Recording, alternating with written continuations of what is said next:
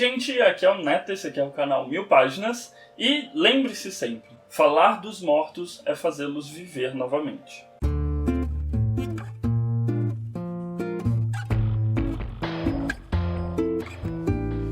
Bom, então antes de começar, aqueles recadinhos de sempre aqui do canal, não esquece de deixar seu like, seu comentário, se inscrever é muito importante. Bom, então hoje a gente vai falar sobre uma experiência de leitura das mais difíceis que eu tive recentemente, e não porque era ruim ou porque é mal escrito, nem nada disso, mas porque a forma narrativa utilizada no livro é muito diferente. Então a gente vai falar sobre A Casa da Águia, a Tetralogia dos Ptolomeus, livro 1, do Duncan Sprout. E é um livro bem grande, né? Dá pra ver que ele tem aí quase 580 páginas. E, cara, é um livro bem diferente, assim. Quando eu peguei pra ler, eu coloquei ele na meta de 12 leituras de 2020, né? Eu imaginava outra coisa na minha cabeça. Eu comprei esse livro já faz algum tempo. Eu não o conhecia, né? O Duncan, especificamente. E eu imaginava que fosse ser um romance histórico normal e que os personagens têm fala e tudo mais, mas eu me deparei com uma história que ela é narrativamente diferente. O Duncan, ele acabou escolhendo, né, para ser o porta-voz da história da dinastia dos Ptolomeus, que reinou sobre o Egito durante 300 anos após a morte de Alexandre o Grande, e ele escolheu ninguém mais, ninguém menos do que o deus egípcio Thoth. Então, Thoth está narrando para você toda a história da dinastia dos Ptolomeus, quase como se vocês estivessem sentados ao redor de uma fogueira no deserto, né? Ele tem toda uma parte do Thoth se apresentando, falando sobre o Deus que ele é, o grande do Egito, né? Aquele que sabe todas as coisas, o à direita do faraó. Então tem toda essa apresentação bastante lírica. O Thoth é uma voz, né? A personificação dele, a voz dele no livro é uma voz: cara, eu sei de tudo, vou te contar, fica quietinho aí, que na hora certa você vai entender tudo. Não tem falas, não tem diálogos nesse livro. É apenas uma longa narração expositiva de tudo que aconteceu na família do primeiro Ptolomeu, o Ptolomeu Sóter, que foi um dos generais de Alexandre o Grande, que quando Alexandre faleceu, na partilha do Império Macedônico, coube a ele o Egito. É uma grande narração, não existe picos de emoção. É realmente como se fosse uma pessoa sentada na sua frente contando sobre a vida da vizinha. Então ela vai falar sobre a infância daquela pessoa, vai começar a misturar as linhas do tempo, né? Então, coisas que aconteceram com o Ptolomeu na época do exército, ele já puxa isso como um gancho para as coisas que ele vai narrar futuramente dos acontecimentos da família do Ptolomeu, e ele vai começar de um ponto X da história do Ptolomeu. Então ele vai narrar umas boas 100 páginas aí toda a vida dele junto ao Alexandre, o que movia o Ptolomeu, que tipo de guerreiro ele era, que tipo de general ele era, e não é de maneira nenhuma chato. Ele consegue imprimir de certa maneira uma cadência narrativa em que você consegue entender o que está acontecendo, você consegue visualizar aquela cena, né? E não é um negócio... Porque se você parar para pensar que aqui a gente tem toda a primeira dinastia ptolemaica, então a gente tem o Ptolomeu original,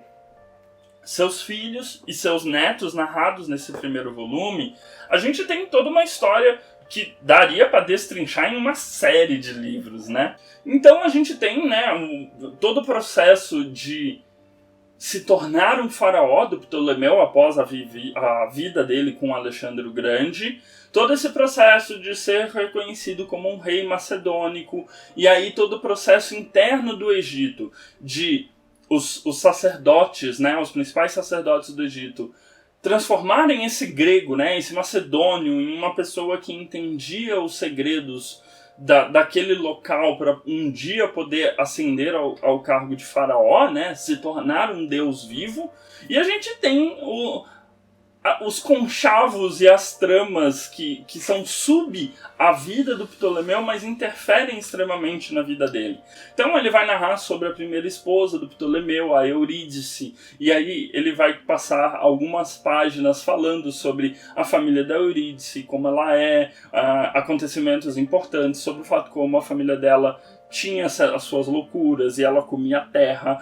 Ele vai falar sobre os primeiros filhos do Ptolomeu, o Ptolomeu Queirônus, que é o Ptolomeu Raio. Vai falar depois sobre o segundo casamento do Ptolomeu, a Berenice, que era a tia da Eurídice. A Eurídice, quando foi da Macedônia para o Egito, trouxe essa tia que já tinha tido um casamento fracassado e tudo mais. E aí o Ptolomeu se envolve com a Berenice, casa-se com ela e traz ela, transforma ela em primeira esposa, e a Eurídice é jogada de lado.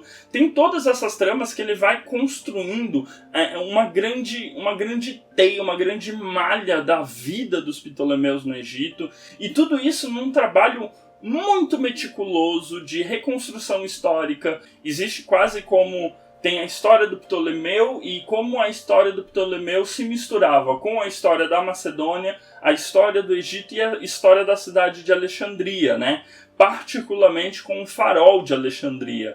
Então, à medida que o farol vai sendo construído, o Ptolomeu vai envelhecendo, os seus filhos vão ficando mais velhos, vão cometendo seus erros. As guerras com os outros generais do Alexandre vão acontecendo também. Então, ele vai construindo, através de diversas linhas narrativas, né, diversas conexões históricas entre os personagens e entre os locais, de uma maneira ficcional, né? Obviamente ele faz uma recriação ficcional e novelesca de tudo que está acontecendo.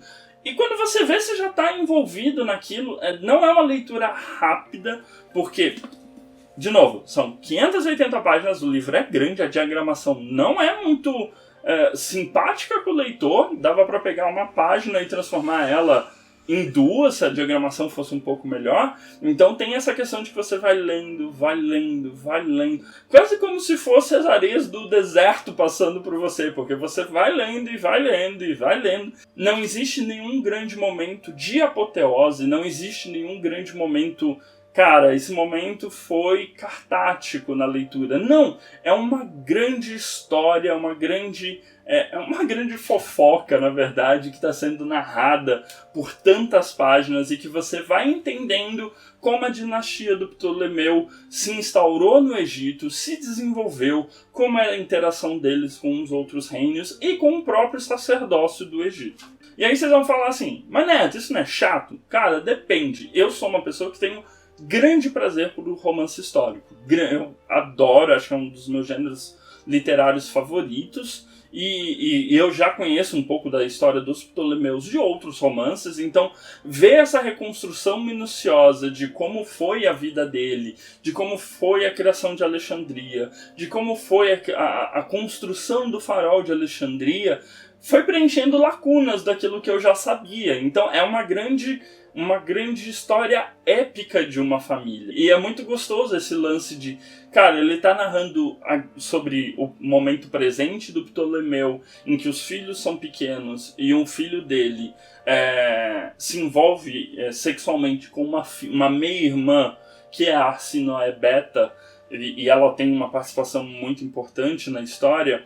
Então ele vai narrar sobre aquele momento e ele já vai puxar as consequências do que aquilo vai trazer para a casa dos Ptolomeus. Então, esse ir e vir no tempo, como se o tempo, você estivesse olhando um grande quadro e tá entendendo ele aos poucos, é extremamente prazeroso. Mesmo que eu tenha levado aí um mês para fazer essa leitura, porque você lê 10 páginas, é tanta informação, é um acumulado tão grande de informação, tão denso, que essas 10 páginas, tinha capítulo que era quase como se fosse um livro inteiro que eu tivesse lido, mesmo que tenha passado 10 páginas apenas. Então, é uma leitura que vai exigir do leitor uma atenção, um amor pelo gênero muito grande. E eu acho que o último ponto que eu gostaria de comentar é que, apesar de ser pautado em apenas um personagem verdadeiro, né, apenas o Thoth é um personagem ali narrando aquela história, existe uma construção muito boa de cada uma das personalidades. O Ptolomeu, ele é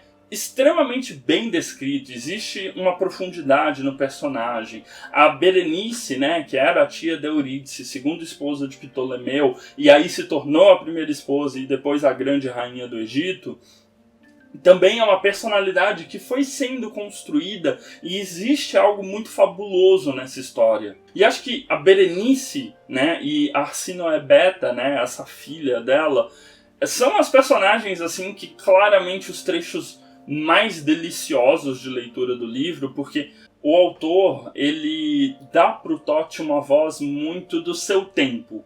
Então é uma voz narradora que ela tem os seus preconceitos, ela tem os seus maneirismos, ela tem a sua visão de mundo, que é muito a visão de mundo clássica do Egito. Ele faz muito essa comparação entre o modo de viver egípcio e o modo de viver grego. Ele faz juízo de valor sobre o hábito dos gregos se deitarem com outros homens, enquanto no Egito isso não era algo benquisto. Ele faz um julgamento do comportamento das mulheres, principalmente da Arsinoebeta, que tem uma postura mais bélica, né? Uma mulher que entende de guerra, entende de governança, vai atrás do seu reinado através dos meios que forem necessários. Então, existe essa questão de que é uma pessoa te contando uma história com as opiniões daquela pessoa, mas ele conseguiu trabalhar com que os personagens da narrativa,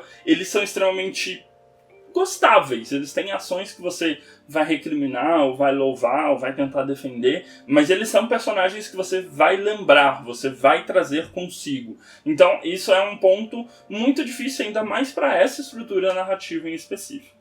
Então, A Casa da Águia, do Duncan Sprout, foi publicado no Brasil pela editora Record, tem 580 páginas, foi publicado no Brasil em 2005 e pode ser encontrada de R$ 30 a R$ 57 nas principais lojas. Então, essa foi a minha aventura de um mês passeando pela vida do Ptolomeu, o primeiro Ptolomeu e seus filhos, e tem um segundo volume, né, que é a Filha do Crocodilo, se eu não estou enganado. Só que é uma tetralogia, né, então a gente espera que sejam 4 livros. Mas o Duncan, ele ainda não lançou o terceiro. Eu fui atrás de algumas informações do autor, e aí ele fala que, a agente dele fala que ele ainda está trabalhando, o último livro dele foram os livros da tetralogia dos Ptolomeus, e considerando trabalho bibliográfico, de glossário, de árvore genealógica, de mapas, tem muitos mapas nessa edição.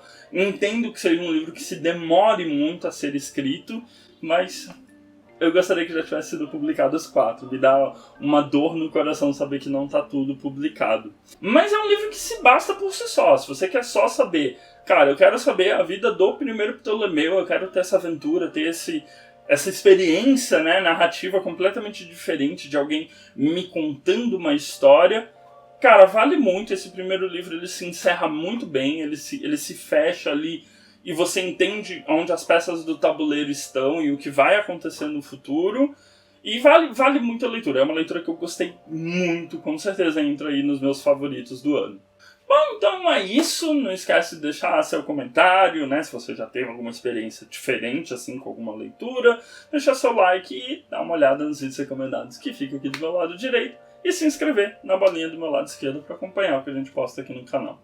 A gente se vê no próximo vídeo. Um grande beijo e tchau, tchau.